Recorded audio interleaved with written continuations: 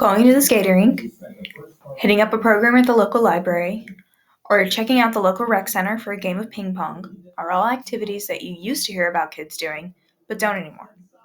And why is that?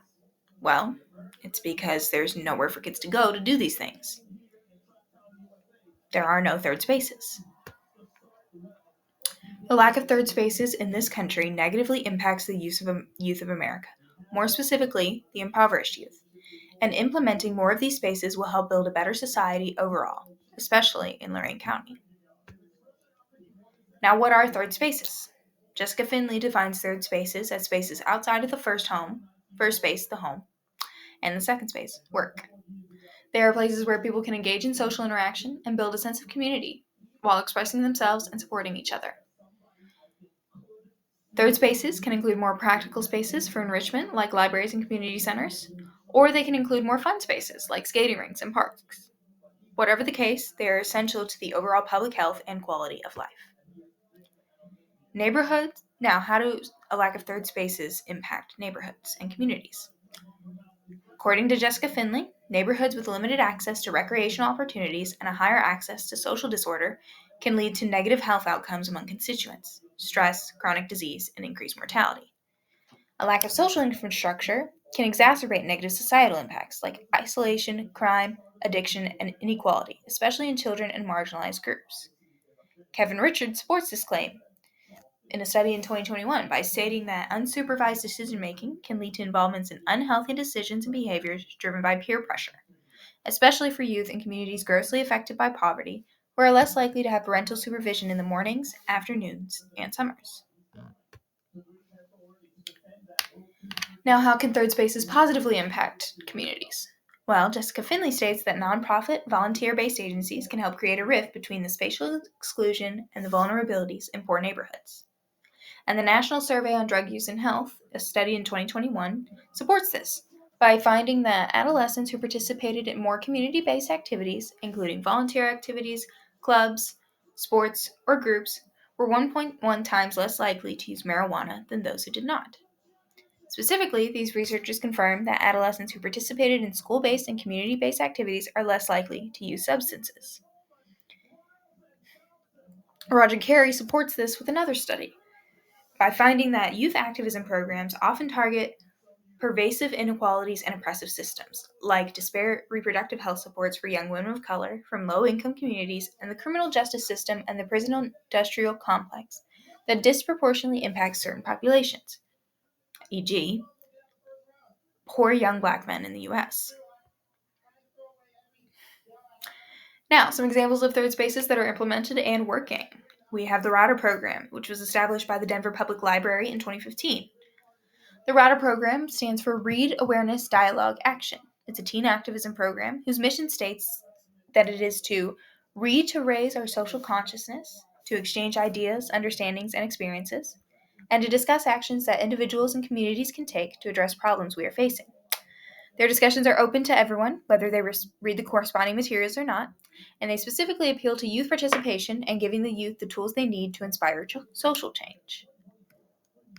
The Alabama TOPS program, which stands for Teaching Opportunities to Promote Service, is an after-school program funded by the University of Alabama in which collaboration between the university, a local elementary school, and a community-based social services organization seeks to recruit youth that consistently struggle academically, behaviorally, and socioeconomically. It creates a space for quote, troubled, I say troubled lightly because that's, kids to go.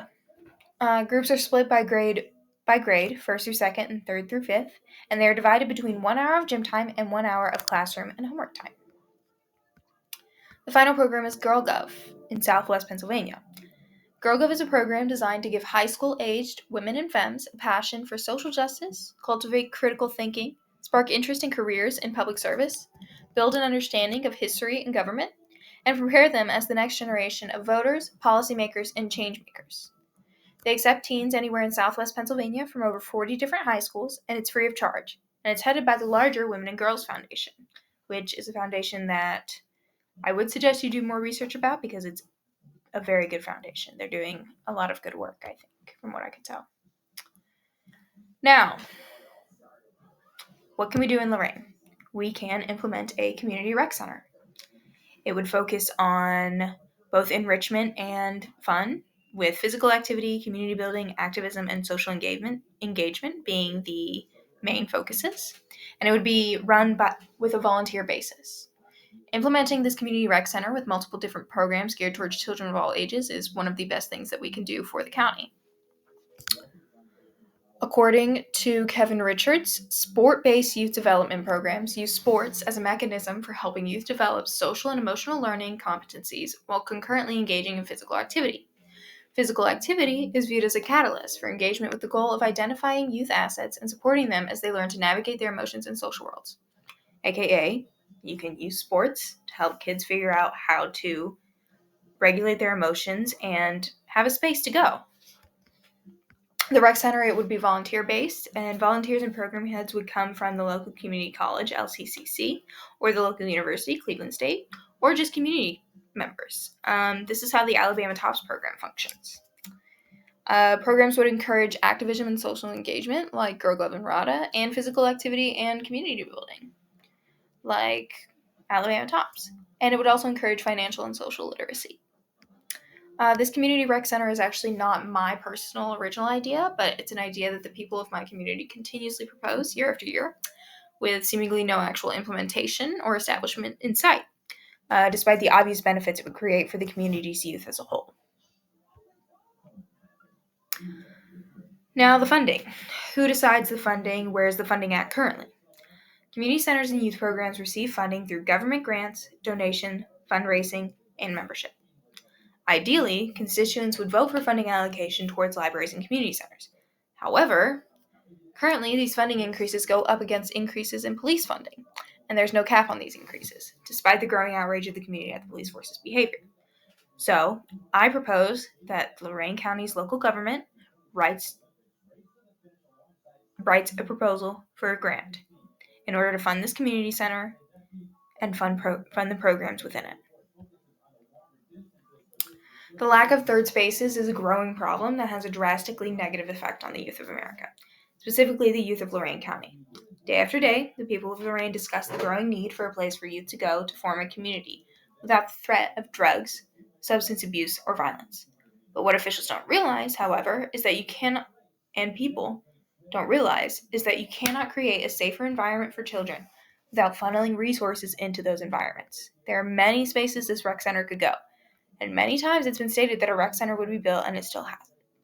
We have got to prioritize the youth, especially over the police force, in order to create a better community and a better world for everybody. Thank you. Ooh. Thank you.